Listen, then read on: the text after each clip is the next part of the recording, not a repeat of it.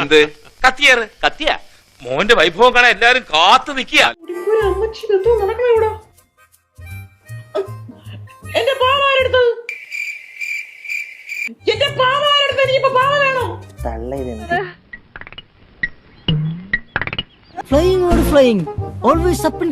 സനിമോളെ നിനക്ക് നാണമില്ലേ?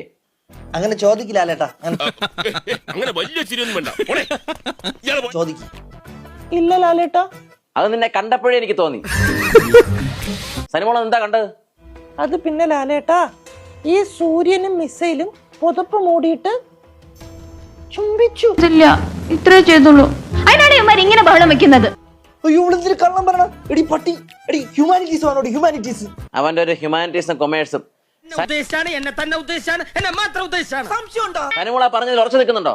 ഞാൻ അങ്ങനെ കള്ളം പറയാറില്ല.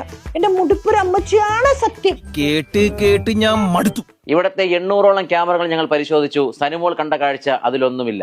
US-ൽ നിന്ന് ഞാനും നോക്കി, ഞാനും കണ്ടില്ല. ഞാനേ കണ്ടുള്ളൂ, ഞാൻ മാത്രമേ കണ്ടുള്ളൂ. എന്റെ കണ്ണുകൾ കള്ളം പറയില്ല, ഞാൻ കണ്ടു.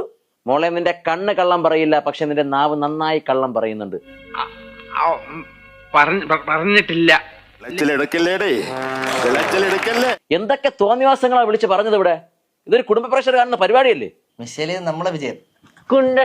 മിസൈലേ ഉണ്ടസഖി എന്തിനാ പിണക്കമെന്നോട് എന്തിനാ?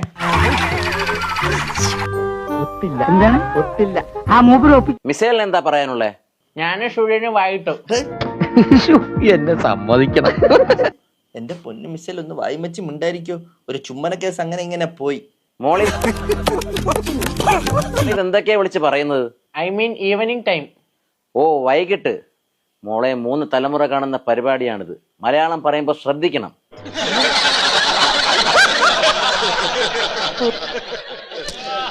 ഞാൻ ഇനി ഛർദിച്ചോളാം ലലിത. ആ ഫസ്റ്റ്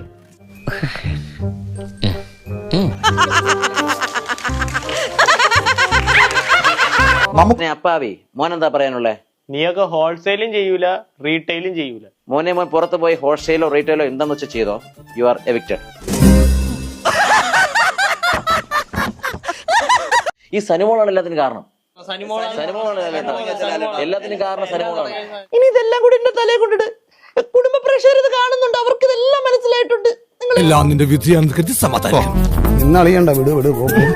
ശരി, ചത്താ ഞാൻ നാളെ വരാം. അല്ല, ചത്തില്ലെങ്കിൽ ഞാൻ നാളെ വരാം. അയ്യോ.